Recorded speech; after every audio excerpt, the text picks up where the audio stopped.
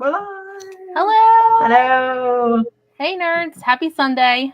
Today we are going to be talking about remakes and revamps and tropes, and basically like my idea was talking about things that may have been kind of old and like making them into something new.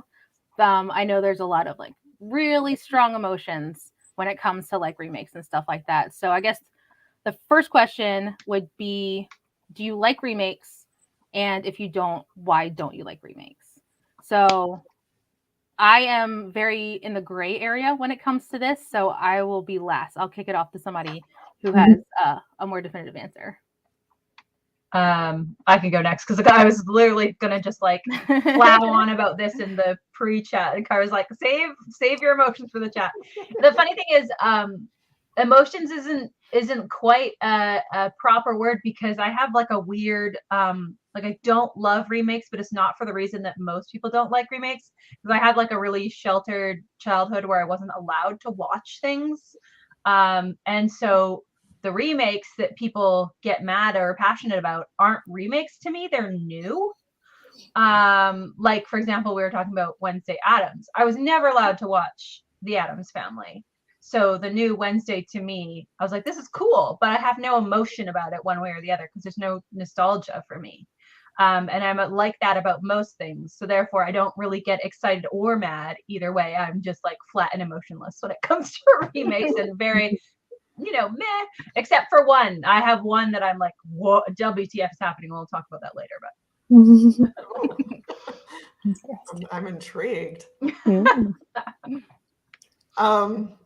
I started thinking about this not very long before we went live, so I don't know that I've had time for my thoughts to percolate. And of course, as soon as I start thinking about it, I've forgotten like every reboot I've ever experienced, right? I do think in general, like I'm maybe also kind of in a little of gray area because they can be like super, super well done, but I think a lot of them fall flat. So I think it's one of those things where there's a lot of potential, but it's really easy to go awry. And I think part of the reason it's really hard to capture like a good remake is that you're trying to simultaneously balance like tapping into what people loved about the original while also still making it new. So I feel like I've watched remakes where it's like, this doesn't add anything, right? But I also feel like I've watched remakes where I'm like, you've changed too much, and now I like have lost the thing I liked about the original, and neither of those is satisfying, right? The line between the two is very hard to walk. Yeah, I feel very like morally neutral about remakes in a similar way, like because I think the thing that like the phrase that gets like thrown around a lot with remakes is like, oh, they ruined this or they ruined the original. Like you can't ruin the original, it still exists, so I'm like, I think that there are a lot of remakes that don't need to get made that do get made, and maybe that's where for me, I do have some frustration where like that happens where like maybe that money could have gone towards a new project. Exactly. Someone else's like original creation. But like as a fan, I'm not upset by like a remake or like a revamp or something too much usually, because like if I don't like it, I can usually ignore it. I do think maybe like a revival of something I maybe can sometimes have more of an issue with if it's like continuing on a story and that's done badly. Then I might be upset because it's like, well, now you've made that canon. Exactly. They're not just like alternate versions of the same story. It's like, now it's now those are just two different versions of Pride and Prejudice or whatever. I just ignore the other one. But still, like ultimately, I'm like, if I really, really dislike it, I can just ignore it. And like the third Mummy movie does not exist. Like there were agree. There were two Brendan Fraser and Rachel Weisz Mummy movies, and there was nothing after that. Yes. I think my version of that is Home Alone. Like, there's only 2 Home Alone movies. Everything after that doesn't exist. It's funny because I was like, here I am, like I have no strong opinions, and as soon as Emma mentions the Mummy 3, I'm like, yes, it does not exist. You cannot recast Rachel Weisz. Yeah, honestly. And the little like wink nudge about the fact that she wasn't the same woman, I was like, flat dead expression, like do you see me laughing? You're not funny. You're not her. I do agree actually about it does feel like we get a lot of reboots and remakes, and that the reason is because the film industry is just so afraid of taking a chance on something that won't make money. And like from the point of view of a writer, I do find that really frustrating because it could be, you know, more people that are getting film and TV deals. It could be more people that are getting discovered. And instead we get these often pretty weak sauce reboots and remakes instead of something original. And you know, it's like stuff I already heard about this concept. I've already seen the movie that you made of it 10 years ago. Like, how many Spider-Mans do we need? Like, make somebody else's original project. You know? I disagree with Spider-Man. I disagree with Spider-Man. I was gonna say Spider-Man was one of my exceptions too, where it was like, because I was trying to like get some like ideas out of my husband too, like, hey, what are some revivals and like remakes recently that like you think are done well? And he came up with like James Bond, like how every single like iteration of James Bond is different, and when it's different, it's made for the time that like it's currently broadcasted. So obviously the Daniel Craig versions are going to be very different than like the Sean Connery versions, like, you know, way back. And then also with like, how many Batmans do we have? How many Supermans do we have? I like that there just seem to be certain properties that we've accepted that we need to reboot every so often. Exactly. I'm like, we're about ready for another Pride and Prejudice, right? But it's funny because like some of them, it just works to where I was like, out of all of like the examples like I was coming up with, like Spider-Man was brought out and I'm like, you know what? Like, so for me, I think the first Spider-Man came out, I was at minimum in like the later years of middle school. So I'm like maybe 13, 14 years old, like when the first Tobey Maguire like Spider-Man came out. So like I was essentially like, I could see myself like, okay, adult-ish, mature age when all like, was it? I think there was 7 total movies because you had the original trilogy with him, the middle one with Andrew, and then Tom Holland's 3. And it's like, they're all good. Oh, he had 2? Okay. Yeah. Like, they're all really, like, decently good. And then the Spider-Verse ones, Into the Spider-Verse, like, also. Yeah, and the cartoons to where it's like, I was skeptical on that because I'm like, you know, I guess for the Spider-Man, like, I was never really into the comics. It's always been live action, but, like, they are really, really good, too. And I just feel like it's difficult because I used to hate remakes and I used to have that mentality of, like, where are the original ideas? Like, can you not come up with something new? But then it was the Willy Wonka, Charlie and the Chocolate Factory that kind of was initially when I started thinking like, oh, maybe these aren't meant for me. So like we grew up watching Willy Wonka and the Chocolate Factory. And then the Johnny Depp version came out and it was Charlie and the Chocolate Factory. And I hated it. Like, I despise it. It's so different. It's just not my thing. My kids prefer that one. So I'm like, okay, so maybe these revamps and some of these like revivals even, they're not necessarily made for the people who grew up watching the originals or reading the originals because they're making it for the younger generations to get into. And that kind of like hits home where, Aaron, where you were saying, like, a lot of these remakes are originals for you. So you like them. So I'm like, that confirms my theory because I remember like taking into consideration like graphics and, you know, like just the actual effects of movies and TV shows in and of itself, that things that we could do now that we couldn't do when the first Star Wars came out is, you know, mind-blowingly different. So I put in the DVD of Willy Wonka. My oldest daughter now is 11. I think she was like maybe 5 at the time. And she like looked at me, she's like, Mom, you forgot to put it on HD. And I'm like, what are you talking about? So like we had cable, and like at the time, cable has like 2 different channels. You have the standard definition channel, and then you have like the HD channel. And she's like, you forgot to put on HD. I'm like, kiddo, this is it. Like, that was remastered. That's better than what we had growing up. And like, that's it. And she just couldn't get into it because she couldn't understand why it was a little bit blurry and why it wasn't so bad. I can't even get them into like the old school Disney movies, like Little Mermaid and Beauty and the Beast and Pocahontas. I'm so glad that these live actions are happening because now they can appreciate the music at least. And, you know, they're being done pretty good. So it's like that idea that, okay, maybe these revivals are meant for the current generation because they're never going to replace the nostalgia of like us watching it for the first time. For sure. Yeah. So it's like you do have those outliers, but I think like Spider-Man is one of those ones where I think that was an anomaly. I think they did a really good job with that. I think whole Misty franchise. K has a really good point here because she said if there's enough time between them, and I think that was one of the major issues for me with like the Spider-Man in particular. It felt very probably also because I was at that age where I was going to movie theaters a lot, so I think I saw like most of them in theater, and it felt like a lot. I'm like, didn't I just see a Spider-Man movie? And that happens a lot with superhero movies too. It felt like the same thing with the Batman movies. Was it the Batman movies or maybe the Superman movies? I don't know. There's so many superhero movies, but there's like another one. It was either Batman or Superman where I'm like, did I not just see that one? And then I was like, oh no, this is a new one. This is a reboot. It's like, was that 5 years ago? Like, so it feels like a lot.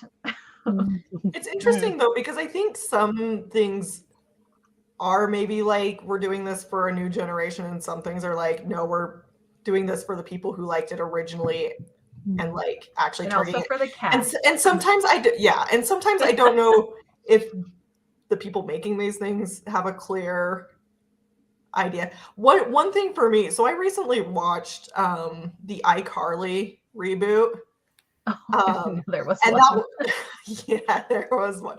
I loved it. I was like, they very clearly understood like who their audience was, and the audience was like people, which is funny because like I was kind of on the older end of like iCarly was maybe a little young for me when it came out, but like I was familiar with it. Like, no, this is for people who kind of like experienced it the first time and want to revisit that as adults. And it's like they very like it was like almost uncanny how well they're balancing like this is for those people, and it's that humor, and like even things where they're like doing laugh tracks that like I was like the first few times that happened, like what?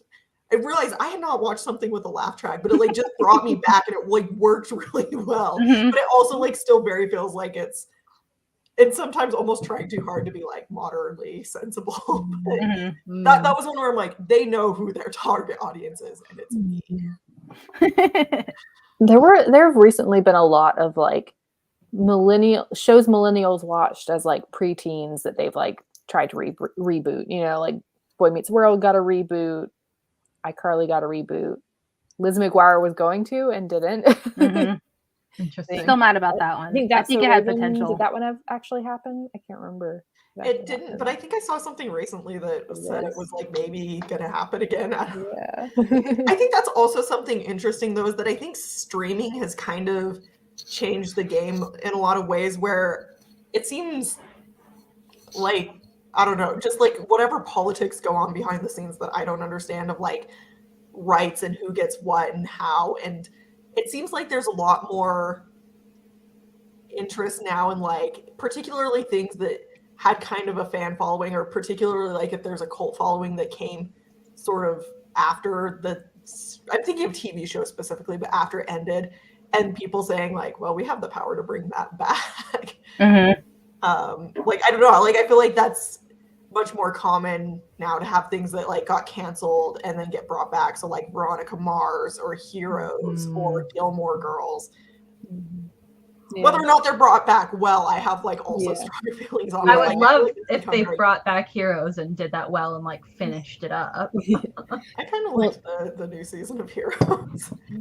I didn't even know they came out with a new season of Heroes. I didn't either. I thought you were speaking figuratively. No, like, and this was the original run the original run ended, and I can't remember, and then like it's probably been like 5 or 6 years now since the reboot, but they did like another season. That's like one of the only times I've watched like a show that got canceled and came back and thought like, oh, I like this.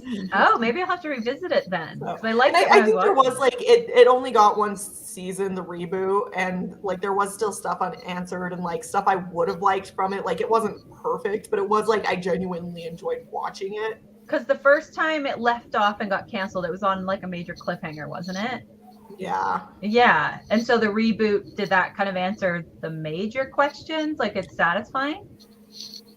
I'm gonna be honest, I can't remember. All I remember is that I enjoyed it and was glad that it happened. Because that was one of the shows I watched all the way through and got to the end and they were like, it's canceled, and was just choked about it.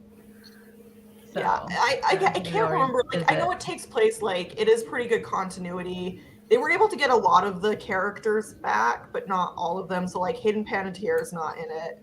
They couldn't get her back. But like the weird like dad who works for the undercover agency, he's there. I think Hero's there. A lot of the original came back. It's been so long that I don't remember who is who, anyways. I mean, well, this is me like struggling to remember the reboot. Like I'm having trouble remembering them. So one thing I will say, and it's so funny we're having this chat tonight because I went and saw a movie last night, and there was a preview for what is the most batshit insane remake I have ever seen in my entire life. I don't know if you can really call it a remake. I don't think it is. It's like I don't even know what you call it, but it's called Winnie the Pooh, Blood and Honey. Has anyone heard of this? It makes sense because Winnie the Pooh just entered the public domain. Yeah. Oh my goodness. Yeah. I am not joking. That is the title. And after the preview was over, the movie theater was just silent. And I turned to Sean and I was like, A.A. Milne is rolling in his grave. Because it's literally like, Christopher Robin, you never should have left the woods. And then it's like, there's dudes in a Winnie the Pooh mask, and there's like coming after him with guns. And then there's R.I.P. Eeyore tombstone. And I don't know what to think. I'm gonna guess based on the fact that you got this trailer. I'm guessing that you went and saw Knock at the Cabin. Yeah. Like you must have seen a horror movie. I did, yeah. And that Ingrid says that she can't wait for Blood and Honey. It's gonna be the most batshit movie I'll watch like 3 times. Like, it's one of those things that I can see being just crazy enough to work. Right? It's so bizarre. The way you're describing it makes me think of like, well, because I first laughed and then I was like, but I do genuinely love Pride and Prejudice and zombies. Right? Yeah. Abraham Lincoln Zombie Hunter, fantastic movie. Loved it. Ridiculous. Okay, I was laughing because the movies that are coming out are like this camp comedy horror, like ridiculous, because it was like Winnie the Pooh, Blood and Honey, and then they immediately showed a preview for Cocaine Bear right afterwards, and I was like, wow, they're just coming out with some stellar movies, like just classy guys. But yeah, I'm definitely gonna go see all of those movies. So Misty Kate said that Sabrina and Lost in Space were both examples of some great remakes. Yeah, I loved Sabrina up until the end. I was not satisfied with the way they ended it. So, but yeah, I liked it up until then. Oh yeah, somebody was saying, Joe Catherine was saying the fury that Velma is getting is spectacular and richly deserved. Yeah, I heard I heard it's terrible, and at first, like somebody was like, "Oh, it's only bad because Velma's brown." You guys are you need to watch it again, and then other people are like, "No. It's legitimately terrible." And I'm like, I had such high hopes because I love Mindy Kaling, but apparently it's very self-serving. That to me seems like a franchise I could see having lots of like, I'm fine. That's another one that I'm like, yeah, let's reboot Scooby-Doo, but apparently 100%. Everything I've seen about Velma makes me want to watch it less. Like every time I see it. Yeah. Well, apparently, I think if you take just the names and clothing of the characters and then make them completely the opposite of what they were when people grew up with them, no one's gonna like it, maybe. Yeah. Seems obvious. And Griswold says, I did think Cocaine Bear was fake when I first heard about it. The funny thing is, that's based on a real story, and it says in the trailer that it's based on a real story, but like they're stretching it. Like if it was actually based on the real event, it would be like the trailer would be about 2 seconds long because the bear literally ate all the cocaine and immediately died. It would not be an interesting movie. It's much sadder what actually happened.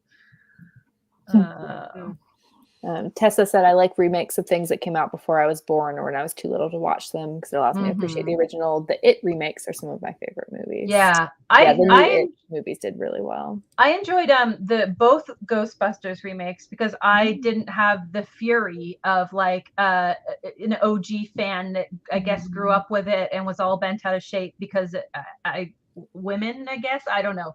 But for the first reboot, I do agree that the reboot that was the 3 women. I thought it was funny, but it didn't have that nostalgic quality that the one after it did, because there was 2 reboots, and I guess the second reboot was I would consider the one continuation. with the women was more of a remake, because it was like Yeah. main story gender bent, whereas the one that came after was more of like a continuation. It was one of like the main characters' like grandchildren, I think. And I think the continuation felt more like it had the same vibe, like that And it nostalgic had Paul Rudd, vibe. so win-win. It what?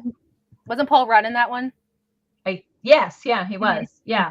I thought that one was genuinely more well done than the first one, although I enjoyed both of them. They just had very different vibes and flavors. A bunch of us like finally watched the movie Willow for the first time because of the Willow series. We wanted to like get caught up. I still haven't watched the series. See, and my husband grew up watching that. Like he watched that a bunch of times. I had never seen it, and I think we tried to watch it once, like 10-ish years ago, but it didn't catch my attention then. But I do want to watch that one before we actually watch the series. It's definitely like I tried to watch Willow for the first time by myself, and I couldn't get into it just because it is so obviously old. And I don't have any of that nostalgia. But when I did watch it with the Word Nerds, like watching along with friends, much better, much easier to get into. I think sometimes with like classic nostalgic things, if you haven't seen it before, it can be really hard to watch it with someone who like has seen it a million times and is a huge fan. You know, so like Caitlin and her husband, like I think that can be really hard sometimes because they're going in with such a like, this is my favorite thing, you're gonna love it. You know? Versus, we all watched it together and none of us really grew up watching it, so we were able to kind of poke fun at it if we wanted, you know.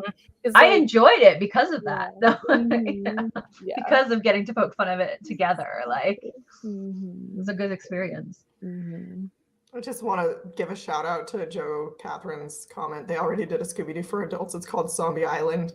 And I appreciate that because Zombie Island is like genuinely terrifying. It's not actually for adults, like it is a kid's movie, but like it's one that I have a low threshold for horror, obviously, but I was like, this is legitimately scary. I'm concerned here.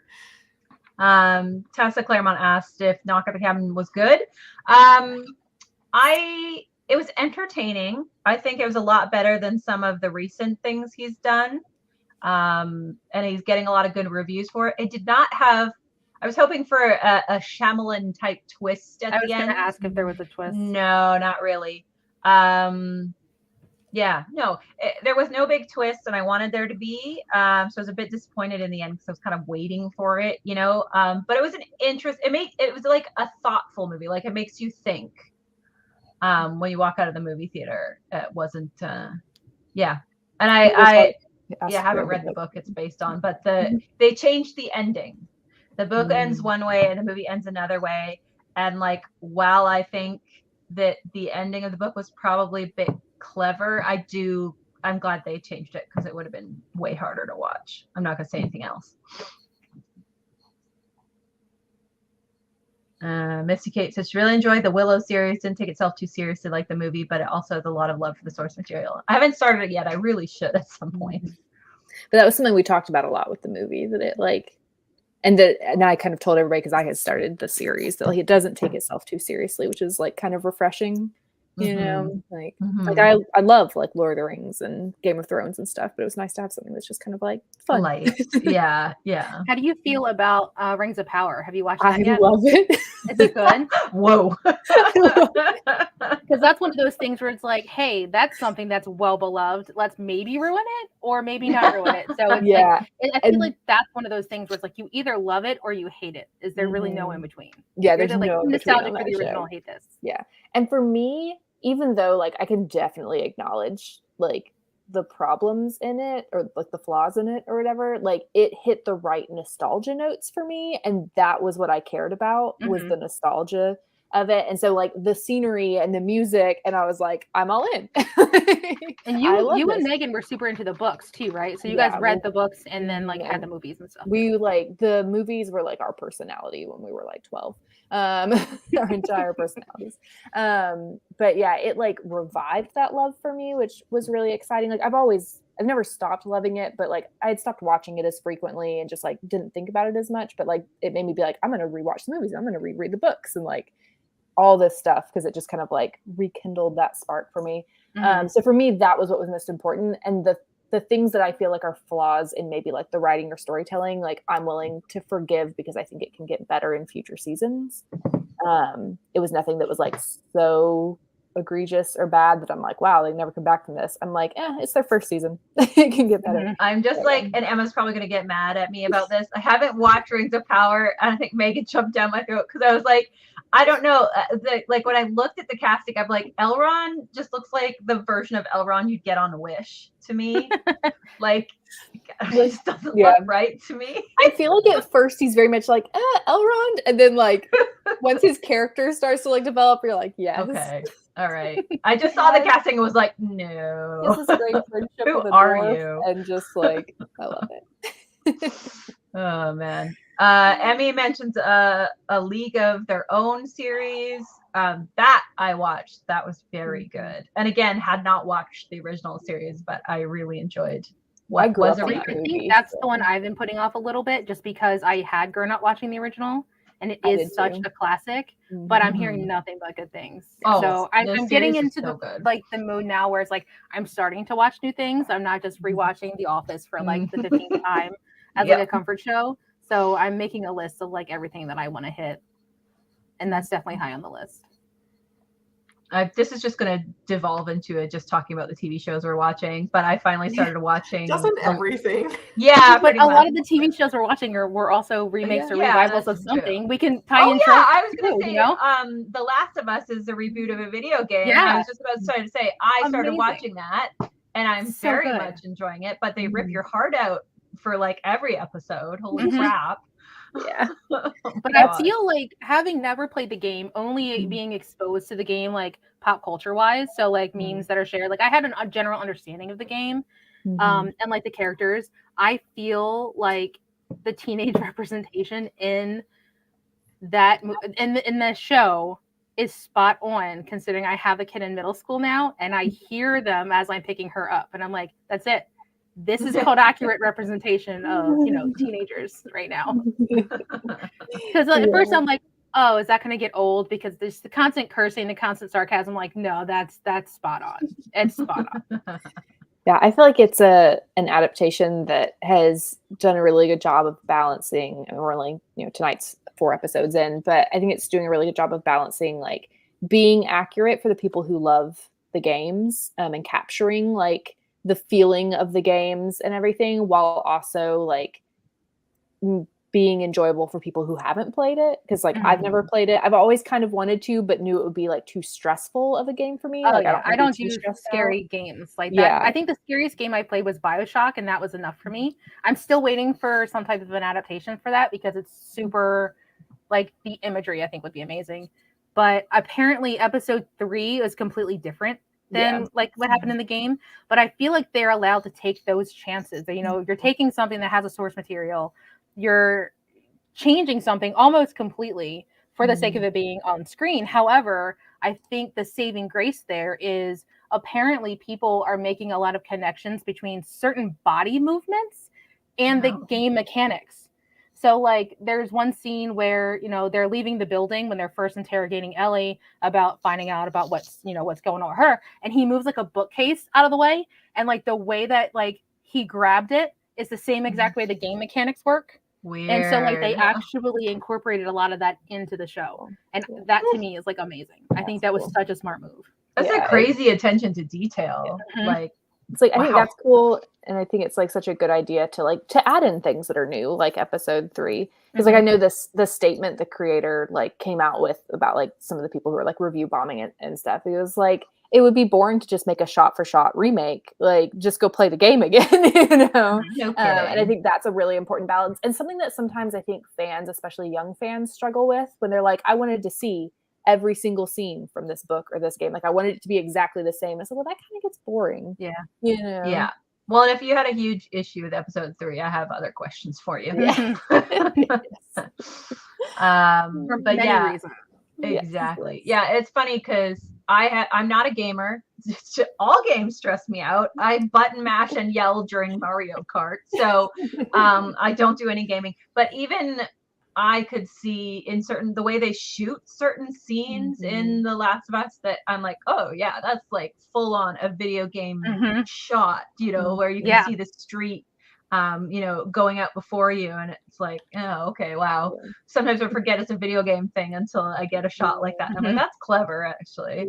Which is interesting how they've done that well compared to like some of the like video game movie adaptations that were made in like the early 2000s, where like just watching the movie, you're like, I feel like I'm just watching a video game. Yeah, and not in a good way. I don't want to watch someone play a video game. No, I don't want characters that talk like NPCs. And I think that's what worked for Last of Us, because that was, I think, one of the first games where it felt like the characters had full-on personality. From like all the gameplay I've seen, it wasn't just static, like, oh, here's a phrase that like a voice actor spit out. It was like they went into like an amazing amount of detail, even for the game. So like it translates really well to film because of that, because you already got a really good understanding of the characters and their personalities, which is super, super cool. Another one, it looks like Joe Catherine had mentioned Sherlock Holmes. And that was like on my list too. Like there's been so many different iterations to where if you break down them all, like realistically speaking, they're 4 different people. So it's like the more recent adaptations, like you have the Robert Downey Jr., like I think he did 2.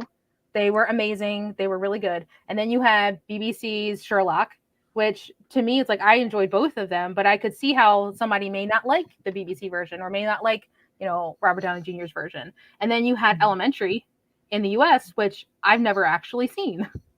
I know that Lucy Liu played Watson. That's about all I know about it. I don't know if it was good or not, but I feel like all 3 iterations could be for drastically different audiences, but it's all based on like the same source material. Oh yeah, that's right. True. Enola Holmes. I think there's 2 of them on Netflix. Yeah, and they were received pretty well, weren't they? So good. I love them. Sherlock Holmes is one of those properties that it can't be remade too many times for me. Like I will enjoy every single version. Well, I always get a kick out of people that get so mad. Like I imagine like reinventing Watson as an Asian woman just got some people's knickers in a real twist there. Every time they do that, I'm like, oh yeah, just wait for it. They're gonna be so mad. And that's where like a lot of James Bond is coming in, where they're thinking like, oh, the next James Bond's gonna be a woman. Like, at first I was against it, and I'm like, no, because James Bond is James Bond. But then with that idea, like, no, it's being created for today's youth. Like, why wouldn't you make it a woman? Like, why wouldn't you make it somebody that's not a straight white man? Because we've seen that. If you keep doing that, that's when it gets boring. You have to change That's why, like, when they rebooted, well, not rebooted, but when the Doctor became a woman and people were like getting really, really mad, I'm like, knowing the source material, how can you get this mad about it? Like, it so obviously works and fits with the show. And it's not outside of canon. Like, during Dave Tennant's run as the Doctor, like it was specifically stated that like one of the Master's previous versions was female, and there was like hints that they may have been together at some point. So it's like it's not outside of canon that you don't say the same gender or race. Or dude is literally an alien, and some of the fans are like, what boobs? No, it's impossible. 2 hearts and 2 boobs. What is this? The hearts I can accept, but the vagina, no, sir. Anyway. On another note, I love how we're now getting some like reboots of adaptations that were bad. Like, so like we're gonna get a Percy Jackson show. And then they just announced Aragon is getting readapted. I heard about that. Yeah. I feel like I'm really interested. I personally don't think Aragon can be bad because the movie was not great.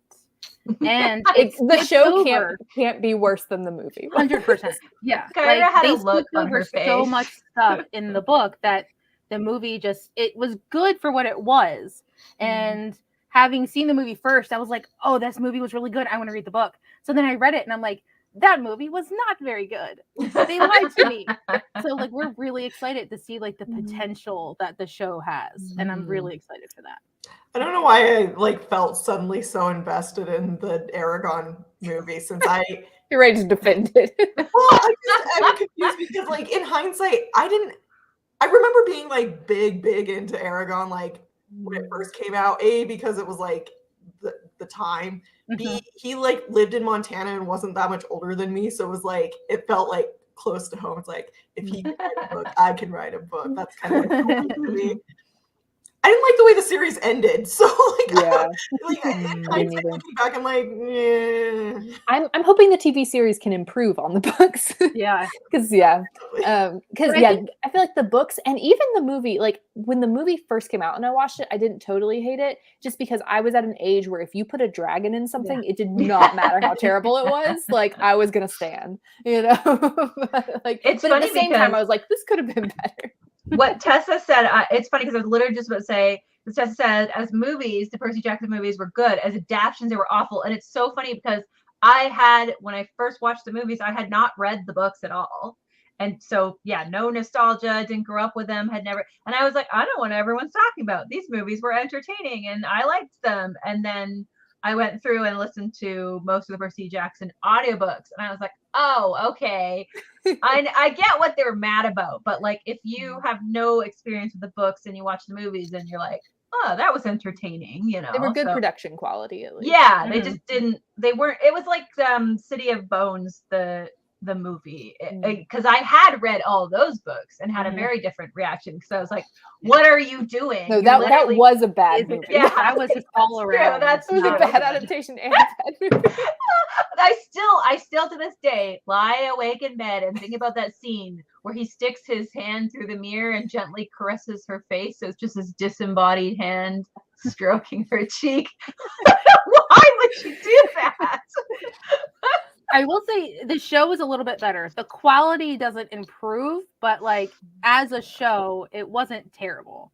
Yeah, it definitely kept more to the material, and it wasn't like abysmal. But I feel like the show embraced like the camp of it all. Exactly. You know? Right. Yeah. The show was like, we're stupid and we know we're stupid, so let's embrace this. And the show it made like, it tolerable. The show was like, you can't make a good adaptation of these books. So we're just gonna embrace it. Yeah, pretty much. Yeah, I enjoyed it. Yeah, there's people saying there are problems with the Percy Jackson. Yeah. It's the issue is when people just don't stick to the plot. And like movies, I think movies and TV shows have a habit of straying from the source material because they know they're going to, but also if you stray from the source material enough that you then create plot holes is when it becomes a problem, right? Because the diehard fans of the book are going to be like, you've literally created a problem for your future movies or whatever. Like, I think it was like City of Bones that was like, the demons can't come on hallowed ground, but then there's like an attack in the actual building or whatever. And I'm sitting in the movie theater going, wait, what? You've like established this rule earlier in the movie and in the book series, and now you're breaking it. Like stuff like that, right? Morgan Graves says, we don't talk about Twilight. I talk about Twilight. Let's do it. I rewatched all of them recently and enjoyed them. They're terrible. We watched them a lot. I think I'm like, my daughter's 11, so I'm like, is she old enough to be introduced to this yet? Because I'm ready for that. Yeah. I genuinely enjoy terrible movies, and I enjoy the Twilight series. But I think also like the Twilight, like we have the nostalgia with Twilight. And I think, and it's funny because I was having this conversation with my mom about Twilight and Nickelback. How I know, hear me out for a second. So I saw there was an interview with Nickelback. There was an interview with Nickelback, and they were like, how do you feel about all of the hate that you have gotten? They were like, you're talking to me right now still. Like and the guy was like, that's true. Like by everybody hating you, they are cemented in, you know, the zeitgeist. They are in pop culture forever. Yeah. And it was cool to hate Nickelback just as it was cool to hate Twilight. And now Twilight has having this, like, they're calling it the Twilight Renaissance, like on TikTok, Yes, where it's like yes. everyone, even the Gen Z, the younger generations, are like liking it and watching it and not hating it. Like, oh, I'm being unironic about, or no, I'm not being ironic when I say that I like it. Like, no, I legitimately are obsessed with these movies. I once read an article about an entire large group of people, 20 plus, that ironically attended Nickelback concerts, and they ironically attended all of them. And I'm going, that makes you a fan. At what point is it not ironic? Right? Nickelback is like crying into that ironic money. Like, you know, I'm ironically a millionaire, so Right. whatever. Hate me all to the bank, baby. Like, for real. And that's essentially what it was. And it was like that got us on the comment of the topic of like hate watching. And I had to describe that like to like my daughter. And I was like, you know, if you say you hate a band, or you say you hate a show or a movie or anything, and you partake in that content specifically to have those emotions, like you're a fan of that thing. Yeah, fully. I mean, like, why do they make wildly successful movies like Sharknado? Because they're so utterly ridiculous that it gets a huge following, because people are like, this is so dumb. I cannot wait to watch, Sharknado 2, the Sharkening or whatever. What else can happen? What else can they do? This is so stupid. No, you officially like that brand of stupid, and that's okay. You're allowed to like things. And then there's things like Joe Catherine brings up The Last Airbender, which was not embracing how stupid it was and shouldn't have, because that's not the type of thing you can remake and people enjoy it because it's so bad. It was just genuinely bad. I was reading an article about, because it was because M. Night Shyamalan, isn't he the one that redid? Yeah, he's made a few appearances tonight. Yeah, he has. And when I think back on like his previous movies, doing The Last Airbender is kind of bizarre, actually. Yeah, and like it explains a lot of things in my opinion. And also he said, oh, my kids loved it, so I made it. And I was like, then why would you do that to your children? A. And B, it feels like he literally sat down and watched one episode and got up and left and was like, okay, I got the gist of it. And it's like, no, sir, you did not. Like they didn't even pronounce the character names correctly. Right? Like, do some research. They like super whitewashed some character. There was a lot of problems, but it was really like he didn't watch the source material. The main kid was cast because he like sent him a video of him like doing some martial arts stuff. I don't know, it was like all weird. Well, that makes sense. That's like one of the only things I remember is him talking about like, yes, he sent in this video and he's like doing like his, that's kind of what it was like. This random white child shall be super strange. Yeah. So yeah, that was not a great remake. I will be very interested to see like what the forthcoming like Avatar Studios does with that franchise. I'm cautiously optimistic. Are they remaking it again? They've built like a whole like Avatar Studios. They're doing all sorts of things in that universe. Oh, so I think they're doing another live action. Okay, I've heard a fantastic cast about it. Okay, if it's got a good cast, then that's a good start. Let's see.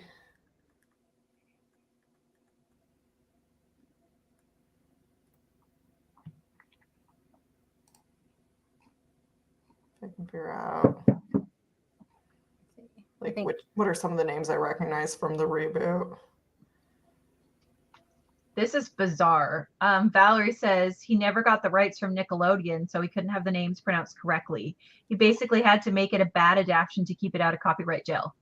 How is that really possible? I don't know if that's possible, because they actually used the Last Airbender is like that would be copyright, I think. Oh, Daniel Day Kim is going to be in the reboot. In the version, he's going to play the Fire Lord. Fire Lord. Yeah, and I think overall, I think N. Griswold has like a comment here too, just about like how many fairy tale retellings are there? Like it's endless. They said that they really enjoy novels with fairy tales and mythology retellings. I cannot turn away from a Beauty and the Beast or Medusa. Like, absolutely. Yeah. Like, because there's like, you know what you're getting when you go there and you watch that thing, which is like where like I kind of want to tie in like the tropes, and like you know what you're going for. You want the uniqueness of like all of the aspects around it, but when the basis of the story, the fairy tale, are still there, it's like that's where the comfort is. That's where it's like, hey, I know this is going to be different enough, but I'm still going to have bits of nostalgia in it.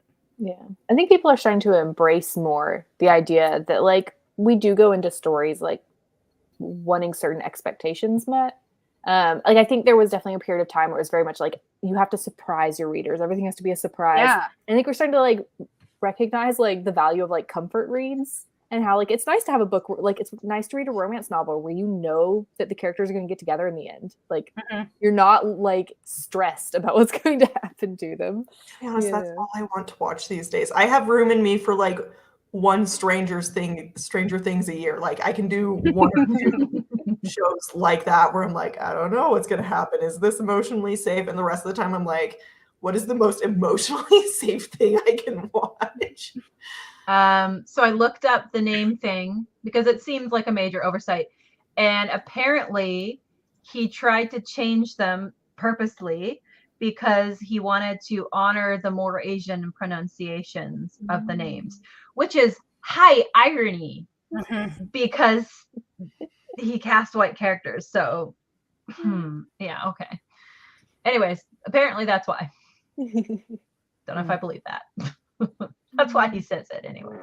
I did just look at the cast list for the upcoming live action, and the cast is phenomenal. So there's that. Like it does sound like they're taking it very seriously.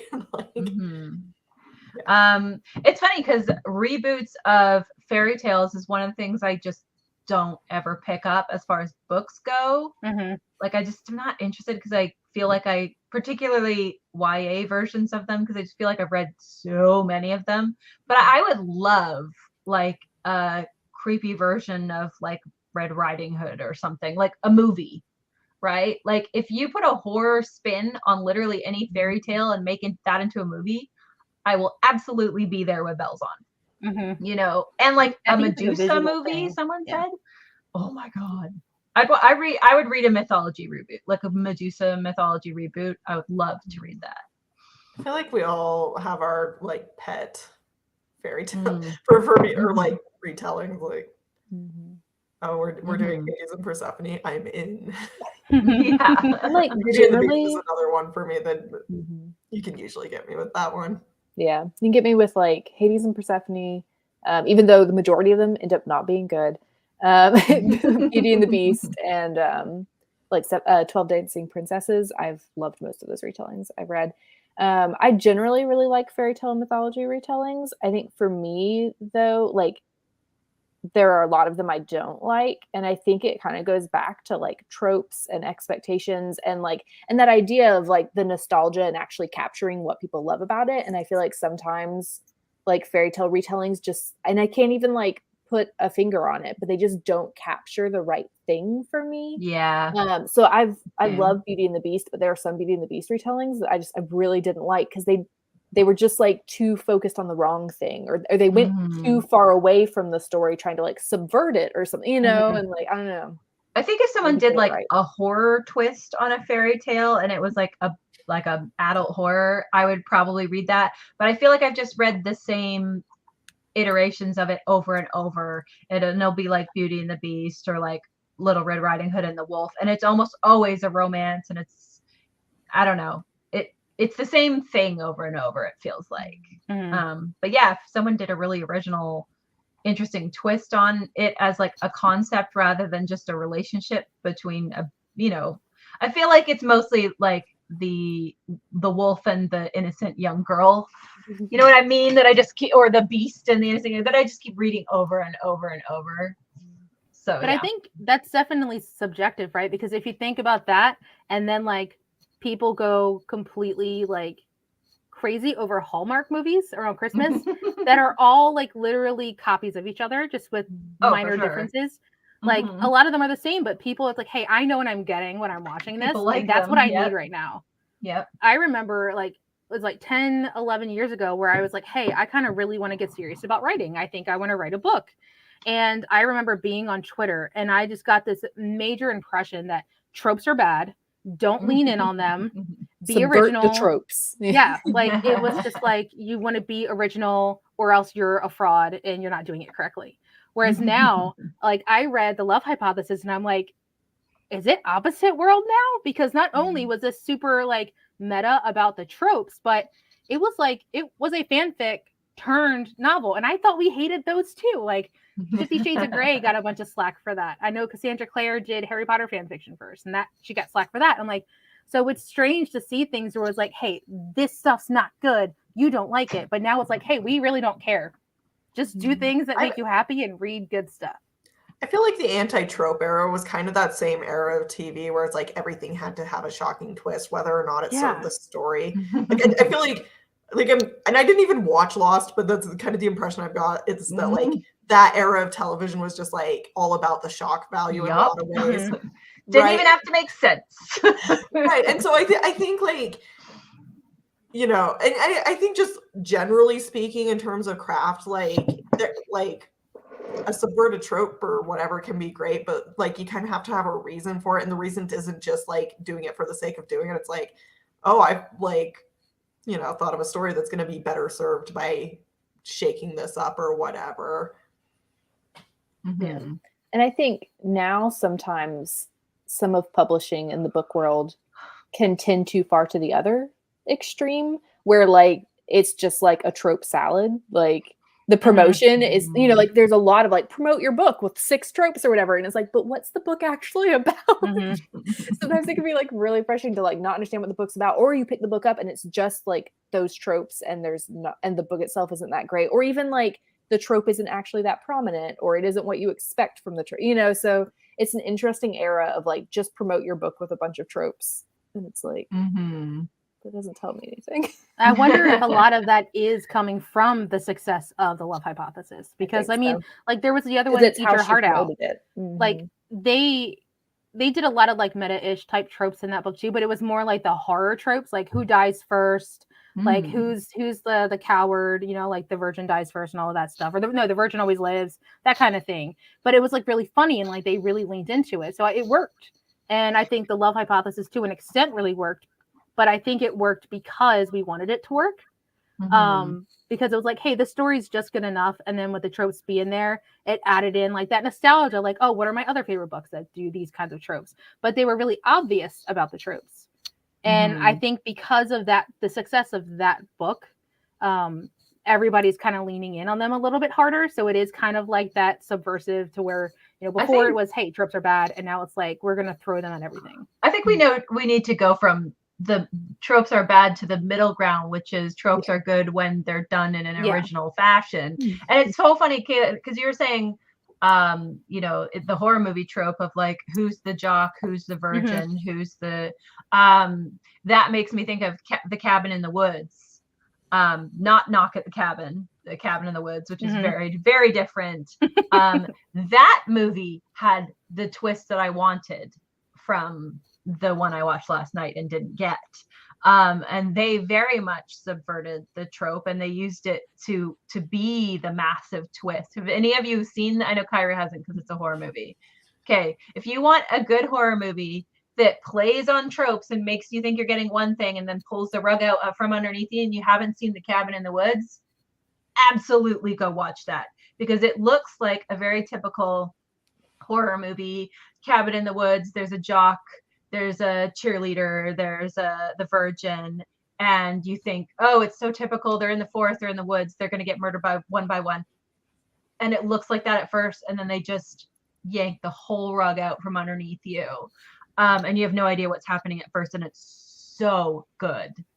My favorite horror movie. So yeah, but I can't like give anything else away because it would give the whole thing away. But that is tropes so well done. Yeah. Anyways.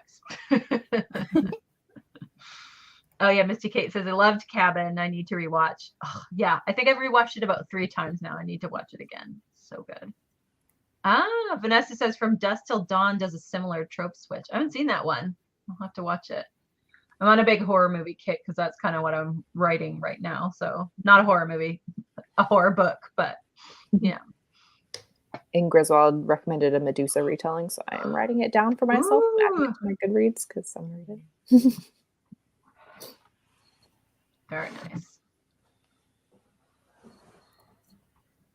Do we have a favorite retelling? Anybody?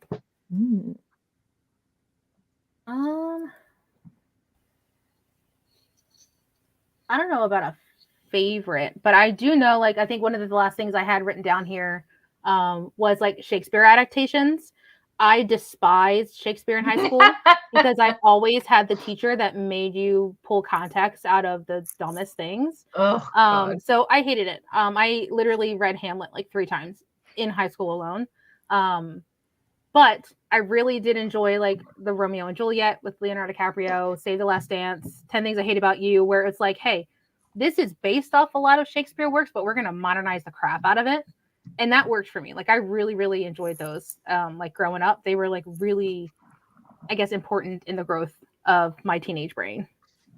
It was such a great little niche of nice, like, movies from that era. I really enjoyed I don't know if you want to call it remakes, I guess, adaptations, excuse me, of a lot of Neil Gaiman's works. Like I really enjoyed boy, my brain is short-circuited now. The one that it was so popular with the angel and the devil. Good Omens. Yes, thank you. Good Omens. Because I really, really loved that book. I read it dozens of times. And then the TV series ended up just exactly meeting my expectations. I think I just saw something for season 2. Really? Oh my gosh, that's exciting. I think it was Apple or whatever. Is it on Apple? Is it on Prime? Maybe I think it's Prime. I think it's Prime. Yeah, because I know that I think it was Prime, just because of the adaptation. So yeah, that's exciting. It's very hard for me to pick like a favorite fairy tale retelling. I'm actually looking at like my fairy tale retelling shelf up there. It's my favorite's probably Goose Girl by Shannon Hale. Partly just for like that one and Ella Enchanted are very just like nostalgia retellings. Oh, Ella Enchanted, yeah. But I also love The Bear and the Nightingale by Catherine Arden as like a mythology, sort of mythology retelling. But I also, I'm glad Jo Catherine mentioned this, although she mentioned it in a semi-negative way, but The Haunting of Hill House, one of my favorite remakes or adaptations. 100%, yeah. Oh my gosh. So we're going to fight Jo Catherine. You're fighting now, just so you know. I have not read The Haunting of Hill House yet. It's on my shelf. I keep meaning to. But yeah, I'm a big Haunting of Hill House fan as well, the Netflix one. Everything Mike Flanagan makes. I mean, the Werners in general, many of us are just huge fans of him in general. So we're Flanaganites, I guess. Yes. Is that what we call us? That's what we're calling ourselves now. Okay. I don't know. That's what we are. Oh yeah, the Macbeth portrayed in Disney's Gargoyles is what got me interested in Shakespeare. Interesting. I don't think I've seen Gargoyles. It was probably just one more thing I was not allowed to watch as a kid.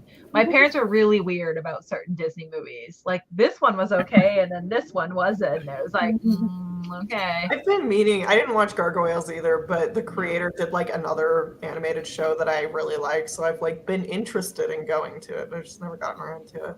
What was the other animated show? Young Justice. That one has like a weird in terms of reboot. So it was originally on Cartoon Network in like 2012. And they did like 2 seasons. The first season I think is phenomenal. And then the second season, like I hate because kind of what happened is like, I think Cartoon Network really wanted to like sell toys based off of the TV show. Like it was doing well as a TV show, but they wanted to sell toys.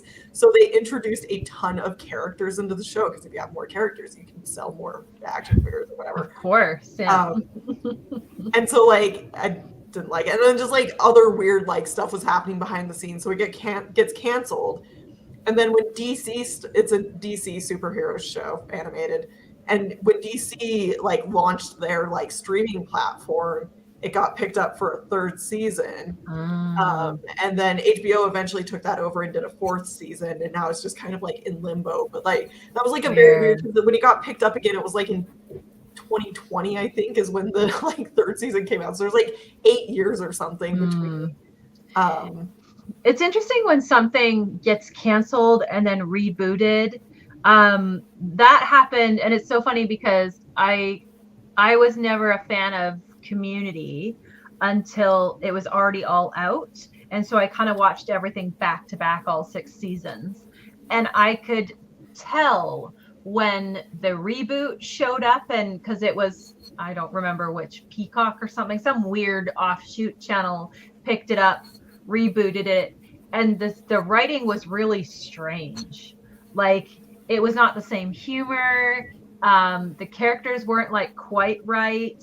And then they got Dan Harmon back for the last 2 seasons or 1 season or whatever it was. And I'm like, okay, now we're back, in the way it's supposed to be. But it's interesting that it often has like a different flavor to it, for better or worse with the reboots, because it's often it's such a funny show to me that I actually just finished the 4th season. And the 2nd season is like watchable, but like otherwise like really enjoyed it other than the 2nd season. But it is like every season, just because of the way it was developed, kind of feels like a different show with the same characters. So the first one's like the best, like very focused, character driven. The character arcs are super clean. And then the second's just kind of a free for all with all these characters.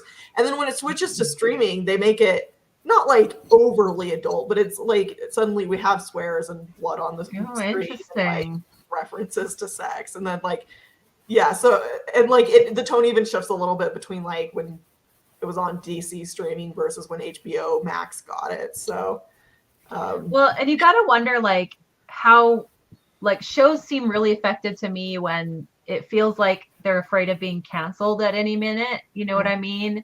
And it's like Arrested Development did like a whole bit about that in their last season, where they're like, they had like an episode where the narrator's like talking about like, oh, shows on the chopping block are going to do all sorts of things to try and like get your attention. And they like, like they really played with that. And I think that's a good case study in like how weird external factors can really well, and the fact that it affects the writing and therefore the whole overall feel of the TV show is just I can't imagine being a TV writer and how frustrating that would be. I remember, what year was it when there was like the big writer strike and like all of the good shows that were on kind of had their seasons slashed? It was like 2005 or something. It was around then. 2003. I think it was after 2005. I'm pretty sure.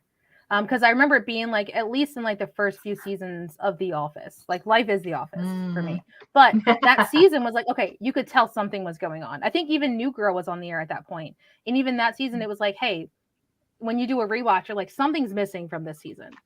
And you're like, oh, that was the writer's strike. 2007 to 2008. Yeah. Interesting.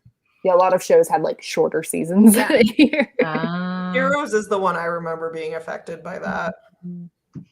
Interesting. Yeah. Wow. Well,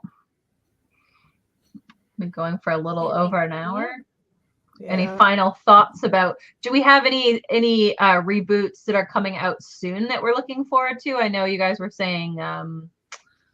What were we saying? There was another one. Aragon is coming out. Aragon and Percy Jackson. Last Airbender. I'm cautiously optimistic. They already made that one. They're due to make a good one now, right? Yeah. I think it was really risky. I think they did it well though. So we have a tradition every Christmas TBS plays A Christmas Story for 24 hours, starting Christmas Eve night, all day Christmas. And we literally watch it for the entire 24 hours. It's just on the background. Because usually, we're hanging out with family, we're opening gifts, we're eating. We're not going to be sitting in front of the TV watching it. So like we catch it throughout the day. Right. So they came out with a sequel. So like an official sequel. So there was technically a number 2 that didn't gain much traction, but they got like the original Ralphie back. And it was kind of like, hey, so many years later, he has a family, he has kids, they're going back to their house because his dad had passed, and it held up. And I think that having something that's so beloved, I think that was risky, that, you know, they were going to put out just another one that everybody's going to forget. But, you know, I don't think it's going to make the 24-hour marathon run, but I think it was done really well. That was one of the like revamps that was like, hey, we are specifically appealing to the people who watched the first one and who love the first one. Okay, so this is such a weird random fact. Did you know the character who played Ralphie was like specially invited to go to the launch of the Challenger when it exploded? That is such a weird fact that I forever have that, because I watched that documentary about the Challenger that was on Netflix a while ago, and it's just like burned into my brain for some reason, that fact. So every time I watch The Christmas Story, I'm like, you poor child. He was there. Yeah, because it was such a popular movie at the time that they invited a bunch of and they were going to have Big Bird on the rocket as well. Yeah, so super weird, kind of macabre fact for you all. You're welcome, I guess. Sorry, what were you saying before that? You know, we need to not end on that note. Yeah. Well, I was going to end on Matilda, actually. Matilda, yes. I knew there was another one. So it's like, so with the second one of A Christmas Story, it was like that one was made specifically for the people who had watched the first one and who loved the first one.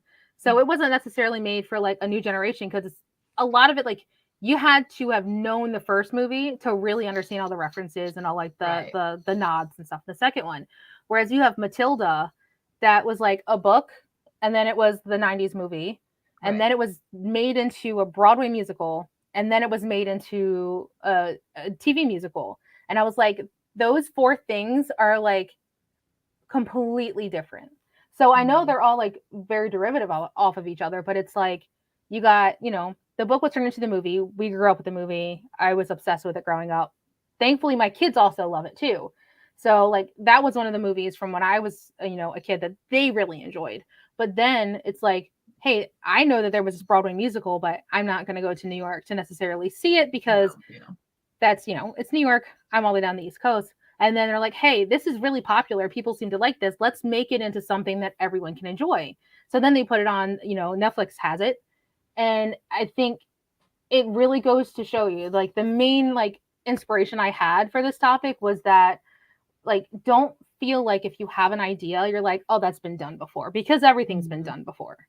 Don't feel like, hey, I have a character with the scar on their forehead. As long as they're not going to wizard school and they're divided into 4 houses, and, you know, a evil creature with no nose is trying to follow, like, you're not going to be that much compared. And unless you're actually like using that specific thing as your inspiration, people are going to notice the similarities, but you can also kind of lean into that and be like, hey, if you really like this thing, you might also like this thing. It's just different enough that you are still going to get some new material. You're not going to be completely, you know, reliant on what your inspiration is. But even if you feel like, oh, this isn't original enough of an idea, I highly suggest like looking into the fairy tale retelling, see how they do things differently, what aspects are different. Look into all of the tropes and see like how could some of these maybe fit the narrative that I want to tell. So it's all about making something, people are taking things that are old and making them into new. Like Wednesday is huge right now. I think they already got renewed for season 2. The Last of Us already renewed for season 2, and they weren't even 3 episodes in at the time.